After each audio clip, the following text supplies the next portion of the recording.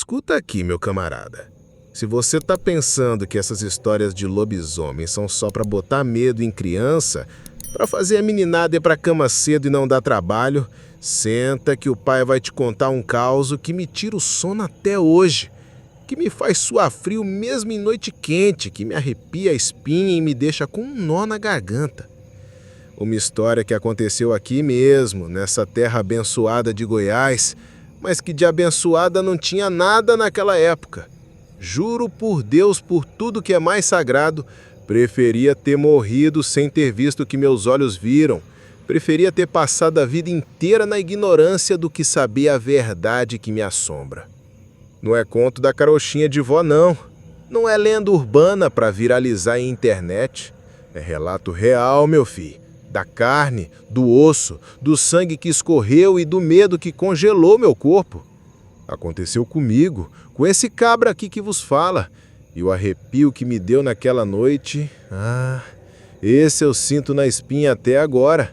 Cada vez que lembro, cada vez que o vento da noite sopra mais forte e me traz a memória, sinto o cheiro da terra molhada, um cheiro de putrefação misturado, o frio cortante da madrugada que penetrava até os ossos, o barulho do mato se mexendo, galhos quebrando, folhas secas arrastando, e o uivo, aquele uivo desgraçado que rasga o silêncio da noite mais escura, um som que não é de bicho, é um grito da alma que te gela de dentro para fora.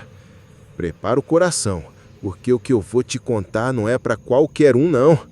É a verdade nua e crua do que eu vi com esses olhos que a terra há de comer. A verdade que eu carrego como uma maldição, uma lembrança que se recusa a ir embora. Vamos lá, respira fundo, que a viagem vai ser longa e assustadora. Eu te juro que ao final desse caos você nunca mais vai olhar para uma noite de lua cheia do mesmo jeito. Eu sou o Zé, mas lá na roça todo mundo me chamava de Zé do Mato, de tanto que eu gostava de perambular por aquelas bandas, de conhecer cada trilha, cada córrego escondido. Minha vida sempre foi um sossego danado, uma calmaria que nem um mar sem ondas. Morava numa casinha simples de pau a pique e telha de barro, lá para os lados da Serra da Canastra, quase na divisa de Minas com Goiás, um lugar que o tempo parece que esqueceu, um pedaço de paraíso, esquecido por Deus e pelos homens. O ar puro que enchia os pulmões, o cheiro de terra molhada depois daquela chuva de verão que lavava a alma, o canto dos pássaros que acordava a gente de manhã cedo, parecia uma sinfonia da natureza, era o paraíso, só. Um lugar onde a preocupação maior era saber se a chuva ia chegar na hora certa para a lavoura ou se a galinha ia botar mais um ovo. Eu vivia da roça, plantava umas coisinhas para sustentar a gente, criava uns bichos para ter um leite fresquinho e carne na panela, e de vez em quando dava uma caçada para complementar a comida, pegar um tatu, uma capivara. Nunca fui de acreditar em assombração, essas coisas de visagem, lobisomem, saci. Para mim era tudo história de velho para botar medo em menino desobediente, para manter a ordem e a criançada em casa depois do anoitecer. Um dia, o vizinho lá, o Pedro Padeiro, veio me contar umas coisas com ar de preocupação, mas eu só ri. Pedro, larga de bobeira, bicho-papão é coisa de cidade grande. Mas aí, meu amigo, as coisas começaram a mudar e a minha risada foi virando suor frio. Primeiro foi o gado. Sumia um bezerro aqui, uma vaca ali, sem deixar rastro. No começo a gente achava que era onça ou ladrão de gado, que de vez em quando aparecia por essas bandas para perturbar. Mas as cercas não estavam arrombadas, não tinha arame rompido, nem sinal de que alguém tinha passado por ali. E as pegadas não eram de bicho comum não. Eram grandes, umas marcas que pareciam de gente, mas muito maiores, com umas garras enormes, e o rastro era estranho, como se o bicho andasse em 2 patas em alguns trechos, depois em 4. Era um rastro pesado, que afundava na terra molhada como se fosse um peso desgraçado. Os cachorros da fazenda, que sempre foram valentes, que enfrentavam onça e cobra, começaram a ficar acuados, magros, de dar dó. De noite, Eles não latiam mais para nada, só ficavam quietos, com o rabo entre as pernas, olhando para o mato com um medo que eu nunca tinha visto em um bicho, um medo que parecia que eles viam o próprio inferno. E os uivos? Ah, os uivos! No começo era um ou outro, lá longe, no meio da noite, um som que vinha com o vento e sumia rápido. A gente pensava que era coiote ou cachorro selvagem que tinha por ali, mas o som era diferente, mais grave, mais comprido, parecia vir de todo lado como se o bicho estivesse em vários lugares ao mesmo tempo ou se o som reverberasse de uma forma que te engolia. Era um uivo que não era de bicho, era um lamento, um grito de dor misturado com raiva, com uma fome insaciável que fazia os pelos do braço arrepiar e a gente sentia um frio na barriga. E o pior é que não era só eu que estava notando essa bagaceira toda. O povo da vila, que antes era só risada e prosa na porta de casa, começou a ficar mais calado, mais ressabiado. Ninguém falava nada abertamente, mas o olhar de cada um entregava o medo que estava crescendo, um medo mudo que se espalhava como fumaça. A gente sentia no ar que tinha algo de errado, algo que não era natural, algo que estava cada vez mais perto e que ia explodir a qualquer momento. A coisa apertou de vez quando o seu Joaquim, o vizinho mais próximo, um velho que era meu compadre de farra e de trabalho, perdeu a égua favorita dele. A bicha era mansa que só, gorda, bem tratada, valia uma nota preta. Ele encontrou ela no pasto na manhã seguinte ao sumiço do nosso último bezerro. Mas o jeito que ela tava... Meu Deus do céu, eu juro que me arrepia só de lembrar. O corpo dilacerado, não tinha sido onça, não tinha sido ladrão de gado. As entranhas estavam expostas, como se um bicho enorme, com garras maiores que uma mão humana, tivesse rasgado ela de dentro para fora. E o cheiro? Ah, o cheiro! Um cheiro de sangue podre, de carne em decomposição acelerada, misturado com fedor que eu nunca tinha sentido na vida. Um cheiro de carniça velha, de coisa morta há dias, mesmo a égua tendo morrido há poucas horas. Era um cheiro que grudava na garganta, que fazia a gente ter ânsia de vômito só de se aproximar.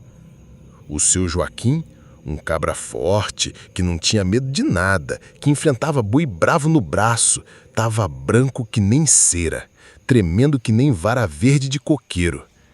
Ele não falou uma palavra, não soltou um gemido, só apontou para o mato, com os olhos arregalados de pavor, a boca aberta sem conseguir emitir um som. Foi ali que a ficha caiu para todo mundo. Não era bicho comum, não era onça, não era ladrão de gado, era outra coisa, algo sobrenatural, algo que fugia da nossa compreensão. O povo da vila, que já estava ressabiado, agora estava em pânico de verdade. As portas das casas começaram a ser trancadas a cadeado mais cedo, as janelas fechadas com tábua. As crianças não podiam mais brincar na rua depois que o sol se punha. O medo era palpável, como uma névoa pesada que descia sobre o vilarejo. As rezas aumentaram nas igrejas e os mais velhos, aqueles que sempre contavam histórias de assombração na roda de tereré, agora estavam calados, com um olhar distante e um brilho nos olhos como se soubessem de algo que a gente não sabia, mas não podiam contar ou não queriam. Eu mesmo, que sempre fui cético, que sempre ri de conto de assombração, comecei a sentir um frio na barriga que não era de fome. Era um gelo que vinha da alma. Uma noite, eu estava voltando da casa de um compadre, o Tonho. Já era tarde. A lua estava quase cheia, redonda e clara como um farol no céu. E o silêncio era de rachar, de dar nos nervos. De repente, eu senti um cheiro. Aquele mesmo cheiro de carniça, de coisa podre, mas muito mais forte, mais intenso, como se estivesse a centímetros de mim. Meus pelos arrepiaram da nuca aos pés, e o coração começou a bater forte no peito, parecia que ia sair pela boca. Eu parei no meio da estrada de terra, segurei a respiração e tentei escutar. Nada. Só o grilo e o vento nas árvores, que parecia sussurrar segredos macabros. Mas aí, um galho quebrou, lá no meio do mato, bem pertinho de mim. Um barulho seco, forte, como se algo pesado tivesse pisado em falso. Eu gelei. Não era bicho pequeno, não. Era pesado, se arrastando, se movendo com uma agilidade assustadora. E então eu vi 2 olhos, vermelhos, brilhando no escuro como brasa viva de fogueira. Um brilho intenso que parecia me penetrar a alma. Eram grandes, muito grandes, e me encaravam com uma ferocidade que me fez suar frio. Um olhar que não era de animal, era de pura maldade. Eu não consegui me mover. Fiquei paralisado, com o coração na boca, a respiração presa na garganta. Os olhos se moveram, se aproximando devagar, e eu pude ouvir uma respiração pesada, ofegante, como se o bicho tivesse faminto, sedento, com o peito ofegante. Eu senti o ar gelado na minha nuca e um arrepio percorreu meu corpo inteiro, dos pés à cabeça.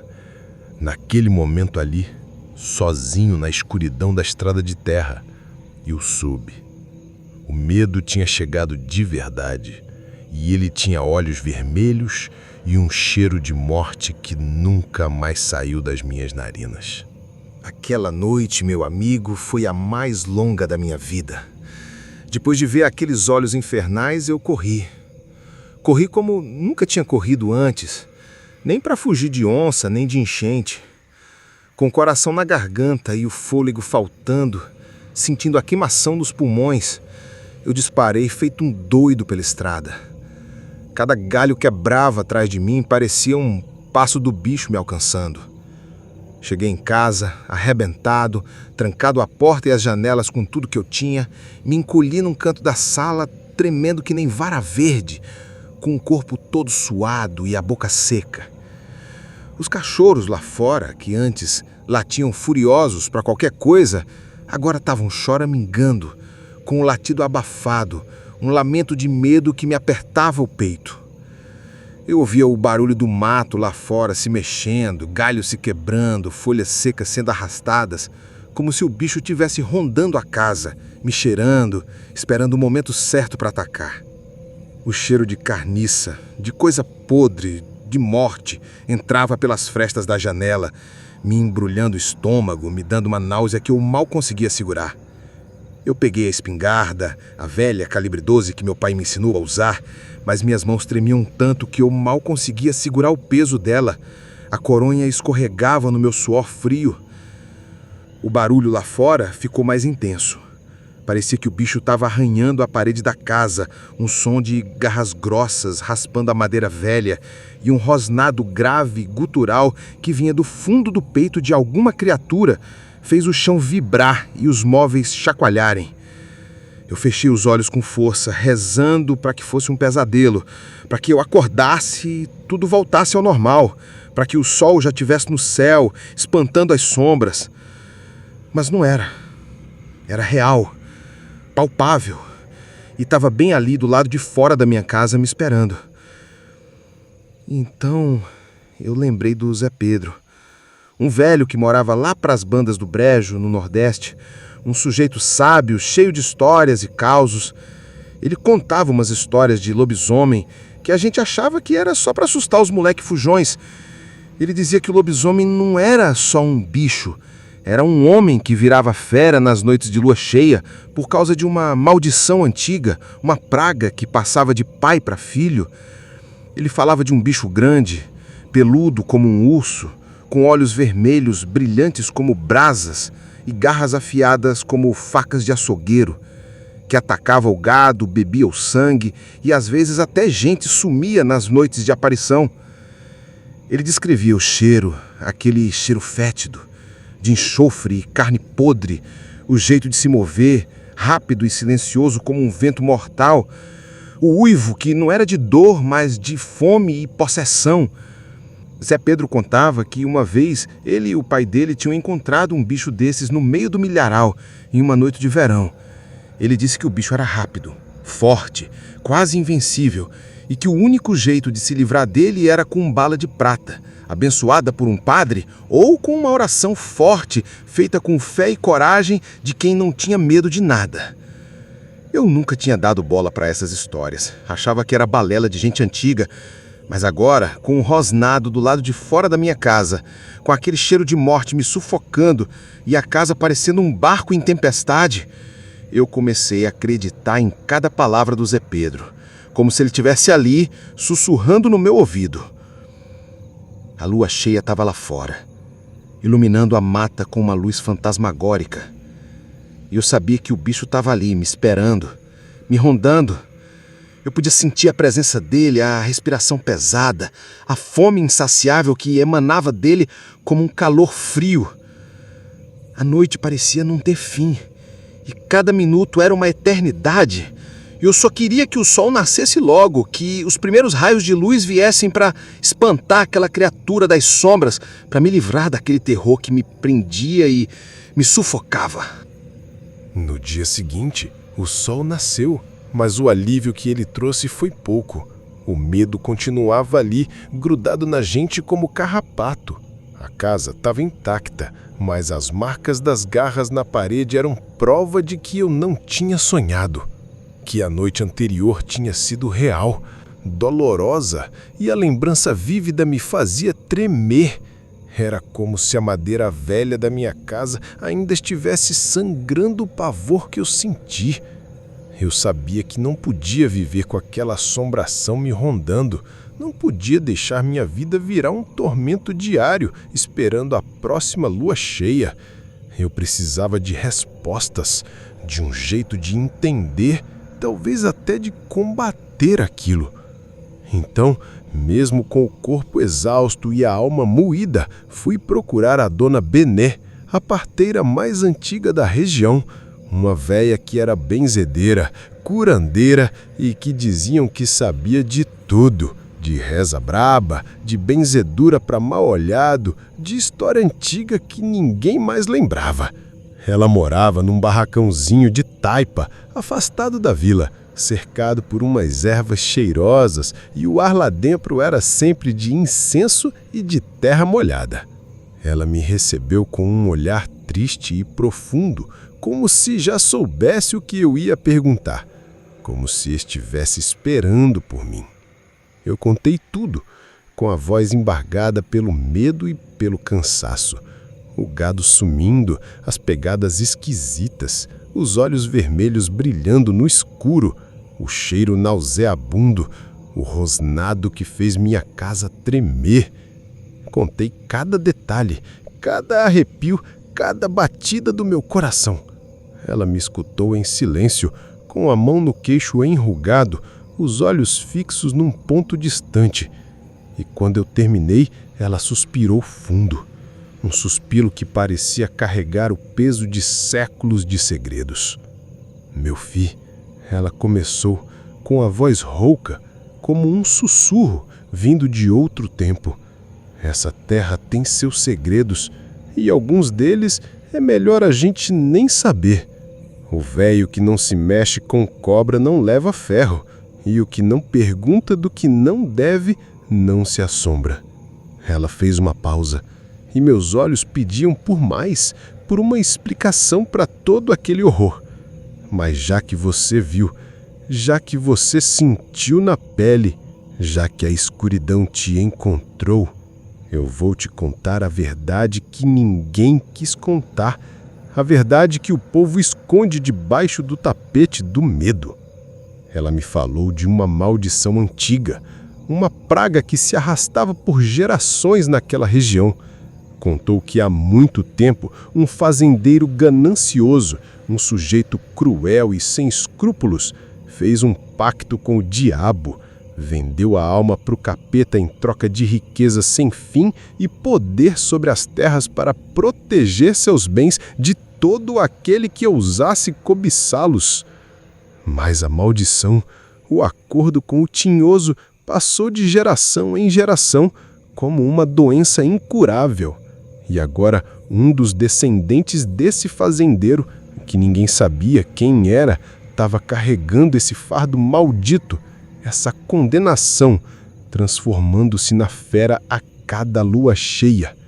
Ela disse que o lobisomem não era só um bicho feroz, era um homem amaldiçoado que sofria a cada transformação, que se retorcia de dor e angústia quando a carne se rasgava e os ossos se quebravam para dar lugar à fera.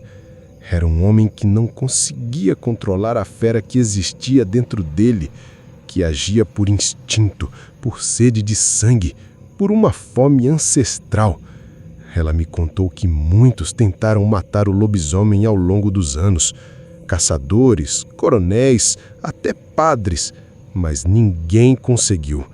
Ele era rápido, forte e se curava de qualquer ferimento, como se o corpo dele não pertencesse a esse mundo. A única coisa que podia detê-lo, ela disse, era uma bala de prata, abençoada por um padre com fé inabalável, ou uma oração forte, feita com fé verdadeira, de quem não tem medo de enfrentar o mal.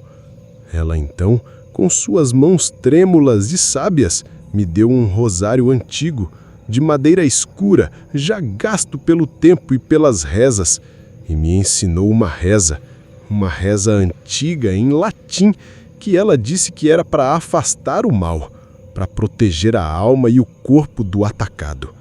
Não é só o bicho que você está enfrentando, meu filho. É a maldição. É o mal que se enraizou nessa terra, que corre nas veias de uma família amaldiçoada. E você, Zé, você agora faz parte dessa história, querendo ou não. Você viu, você presenciou e agora está amarrado a ela. Eu saí da casa da Dona Bené com a cabeça girando, com o corpo pesado e a alma perturbada.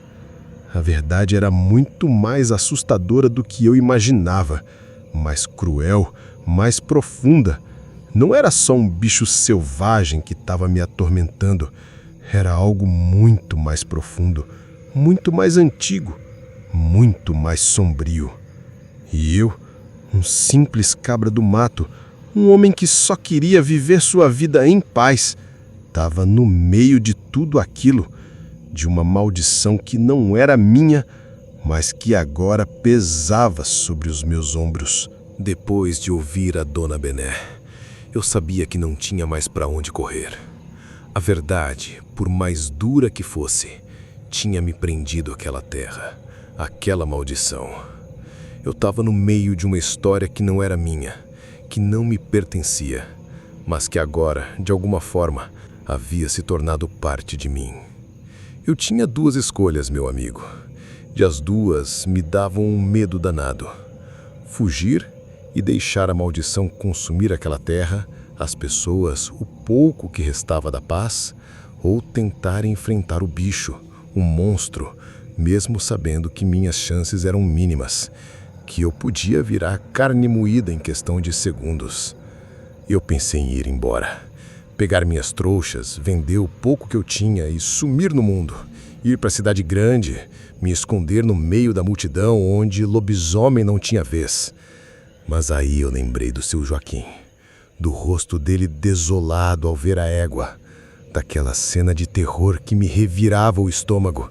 Lembrei do medo nos olhos das crianças da vila, dos olhares apreensivos das mulheres, dos homens que não dormiam mais em paz. Eu não podia simplesmente virar as costas, não podia deixar todo mundo à mercê daquela criatura.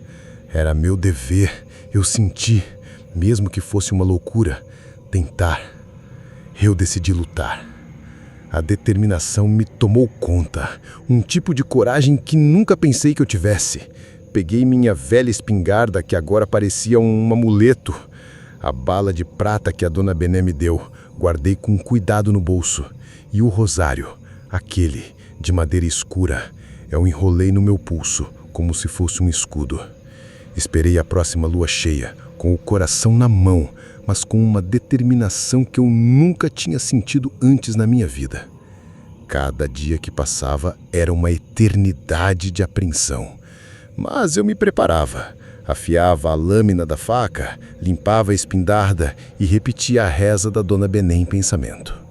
A noite chegou e com ela o uivo. Mas dessa vez não era lá longe. Era perto, muito perto. Parecia que estava no quintal de casa. Um uivo que me gelou até a alma. Um som de puro tormento e fúria. Eu saí de casa com a espingarda em punho e fui para o mato, para a trilha que levava ao rio, onde eu achava que o bicho ia aparecer. O cheiro de carniça estava forte e eu podia ouvir o bicho se movendo entre as árvores, galhos quebrando, folhas secas amassando. Cada passo era um esforço, sentindo o suor frio escorrer pelas minhas costas. De repente, ele apareceu. Não era um vulto, era uma presença maciça, esmagadora, grande, peludo, com o pelo emaranhado e sujo de sangue seco, garras enormes que pareciam lâminas de faca e os olhos vermelhos brilhando na escuridão com uma intensidade que parecia querer me consumir. Era um monstro, meu amigo, um monstro que parecia ter saído do inferno, da mais profunda escuridão. Ele rosnou, um som gutural que fez o chão vibrar e meus dentes baterem, mostrando os dentes afiados como presas de lobo, e avançou para cima de mim com uma velocidade assustadora. Parecia um raio na escuridão. Eu levantei a espingarda, mirei no peito dele, onde a Dona Bené disse que era o ponto fraco, e atirei. O estrondo do tiro rasgou o silêncio da noite. A bala de prata atingiu o peito dele em cheio e ele soltou um grito de dor. Um grito que não era de bicho, não era um uivo, era um grito de um homem. Um grito de puro desespero e agonia. Um som que vai me acompanhar até o meu último dia. Ele cambaleou, se contorcendo no chão, e eu pude ver a carne dele se desfazendo, o pelo sumindo, os ossos quebrando e se reformando, os músculos se contraindo de forma antinatural. Era uma cena horrível, grotesca, que me revirou o estômago e fez minha cabeça girar. Eu não sei quanto tempo durou, mas quando a transformação parou, o lobisomem não estava mais lá. No lugar dele, um homem, nu, ensanguentado, o corpo coberto de feridas e hematomas, os olhos arregalados de pavor e dor, a boca aberta em um grito mudo.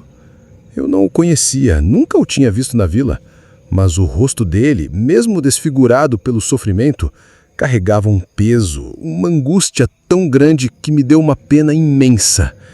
Ele me olhou e eu pude ver um brilho de gratidão nos olhos dele, um relance de humanidade, antes que ele fechasse os olhos e ficasse imóvel no chão frio e sujo do mato. Eu não sei se ele morreu, se a maldição foi quebrada com aquela bala, se ele simplesmente desmaiou ou se virou pó. Eu não esperei para ver, não tive coragem. Eu corri sem olhar para trás, com a imagem daquele homem se transformando gravada na minha mente, na minha alma. Eu escapei, mas não ileso. Eu carrego uma marca, não no corpo, mas na alma. O medo, o trauma, a lembrança daquela noite. E até hoje, eu ainda escuto os uivos.